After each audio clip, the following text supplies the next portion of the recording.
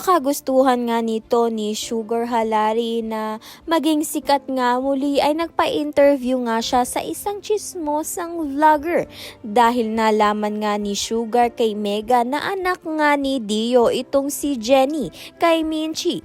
Kaya naman nga't gagamitin niya nga ang pagkakataon na ito upang maging sikat nga siya. Sa kabilang banda naman nga naganap na nga ang napaka-engrandeng birthday party nga nito ni Jenny at mas lalo pa nga itong naging espesyal dahil si Nate nga ang naging escort nga niya. Subalit bago pa nga mag-umpisa ang party nga nito ni Jenny ay kinagabihan nga ay may hindi nga pagkakaunawaan ang mag-ama na si Perry at si Jenny dahil napag-alaman nga ni Perry na dinalaw nga ni Jenny ang puntod nga nito ni Dio. Kaya naman nga't nagselos itong si Perry dahil akala nga niya ay initsapwera na siya nito ni Jenny. Subalit hindi naman nga magbabago ang pagtingin nga nito ni Jenny kay Perry dahil si Perry na nga ang tumayong ama nga niya simula pagkabata pa nga lang niya.